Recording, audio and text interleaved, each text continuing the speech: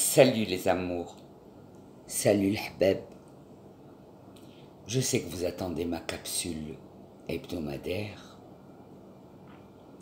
et que ceux qui me critiquent pour l'effort que je fais d'informer, de partager du savoir et de l'information avec mes frères et sœurs, eh bien faites donc comme moi. Montrez-nous une de vos capsules, montrez-nous ce que vous faites pour le Maroc avant d'ouvrir le Delqosh. Alors aujourd'hui, ma capsule va s'appeler « L'amour n'existe pas ». C'est grave comme phrase, mais on va la développer ensemble. Les amours, les poteaux, les amis de toujours. En fait, pourquoi je dis que l'amour n'existe pas? Parce que pour moi, il n'y a que les preuves d'amour qui existent. Les preuves d'amour, oui. L'amour, non. Alors pour chercher une application concrète qui vérifie ce raisonnement, l'histoire contemporaine et l'histoire proche, plus l'actualité du jour, peut nous éclairer sur la pertinence de ce raisonnement. Dernièrement, j'ai entendu M. Eric Zemmour, l'Algérien de service, qui souffre d'un double syndrome de décret crémieux. C'est une maladie orpheline. On sait quand est-ce qu'elle est arrivée. On ne sait pas quand est-ce qu'elle va disparaître et quelle molécule pourra la faire disparaître. C'est une maladie orpheline dont sont atteints beaucoup de gens. Alors, j'ai entendu Zemmour enrôlé par la France, le pays des francs qui n'est pas franc. On en a parlé, le pays des francs, dans ma précédente capsule, mais qui n'est pas franc. Pour la psychanalyser et dire d'où elle vient et d'où elle va. Donc c'est des Zemmour, de la tribu des Zemmour, nous explique doctement que le roi de la duplicité et de la lâcheté, j'ai nommé le maréchal Pétain, icône historique représentant le pays de France qui n'est pas franc. Et que donc, ce maréchal, selon ces Zemmour, aurait sauvé les Juifs français des griffes de la barbarie allemande.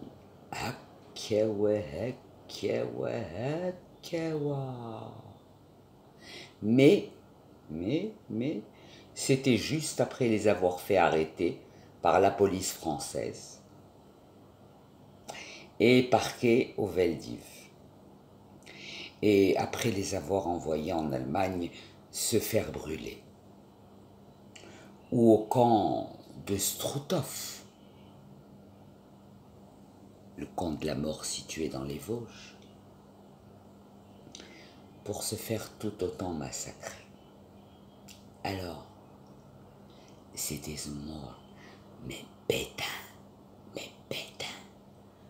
comment tu dis que Pétain a sauvé des Juifs? Pétain. J'ai aussi entendu que ces Zemmour avaient été chagrinés qu'après avoir été tués en France, une famille de Juifs français avait souhaité être enterrés en Israël. Ils ont soi-disant été tués par des islamistes. Mais je dis non, ils ont été tués par la lâcheté consubstantielle à la France, comme Madame Sarah Halimi, comme Madame Gisèle Knoll et tous leurs nombreux prédécesseurs, yes, it is more. Et je veux affirmer aujourd'hui à Sidi Zmour que si Madame Sarah Halimi, Madame Knoll et tous leurs malheureux prédécesseurs avaient été marocains aujourd'hui, ils seraient encore collectivement vivants. Et Sidi Zmour, chef du fan club énamouré de M. de Gaulle, autant falsificateur de l'histoire que farouchement antisémite, ne dit pas que son idole de général a livré les harkis à la vindicte massacreuse du FLN.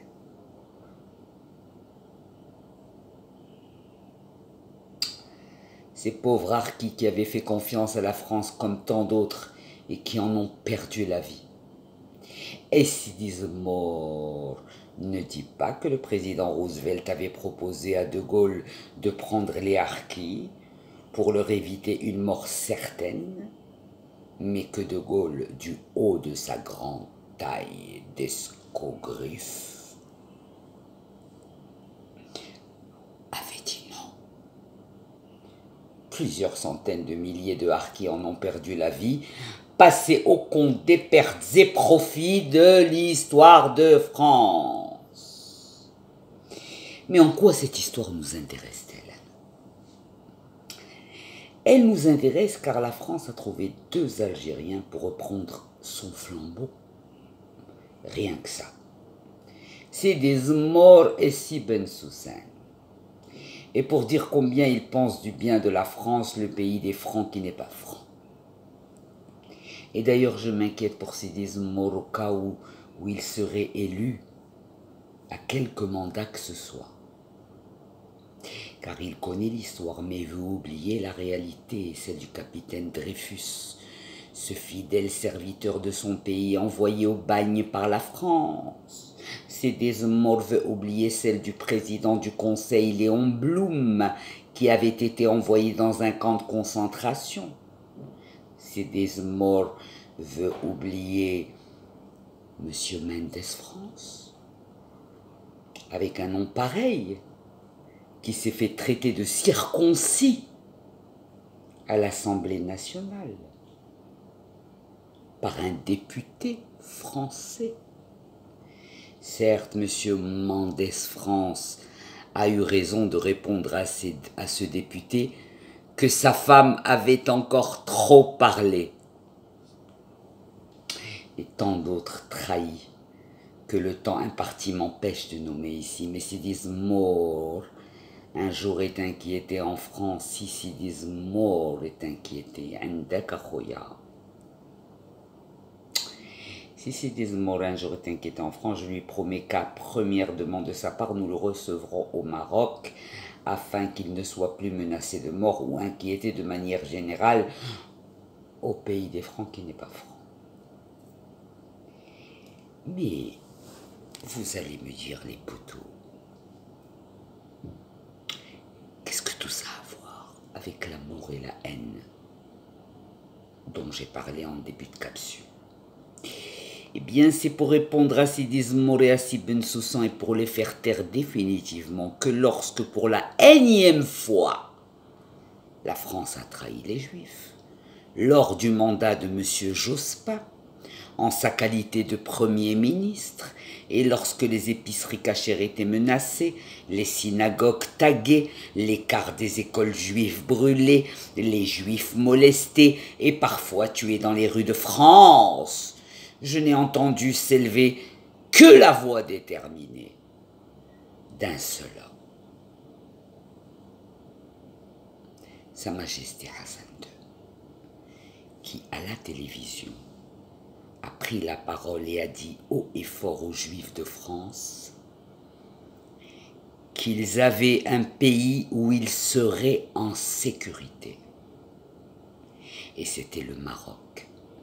Le petit Maroc pour Sidi Zmour et Si Bensussen, et l'immense Maroc dans le cœur des Juifs de France qui m'appelaient alors pour me dire combien ce message les avait sauvés de la dépression et de l'angoisse.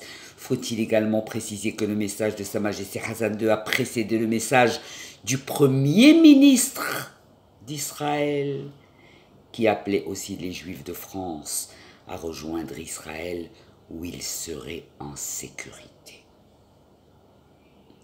Et peut-on me citer un seul pays qui ait proposé aux Juifs de France,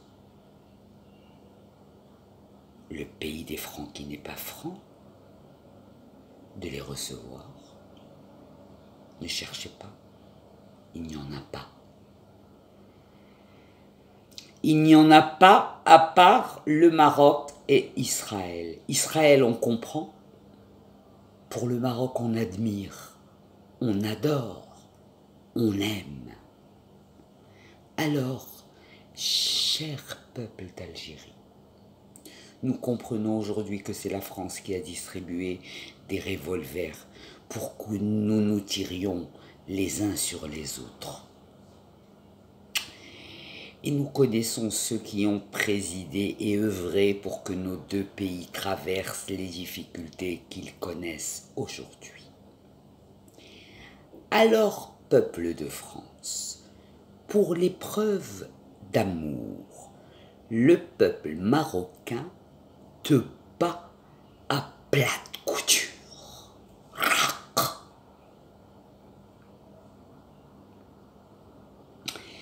Mais aux preuves de haine, tu es incontestablement champion. You are the champion, my friend. Ce qui fait de ton slogan liberté, égalité, fraternité un effet d'annonce sans valeur. Limite. Publicité mensongère. Tu vois le genre. Nous concernant, c'est de la publicité mensongère. Et pour les Juifs du monde entier, je dis que la mémoire de feu Sa Majesté Hassan II ne doit non pas être évoquée, mais célébrée, tant que Dieu nous prêtera vie à nous tous, les Juifs du Maroc, dans le monde.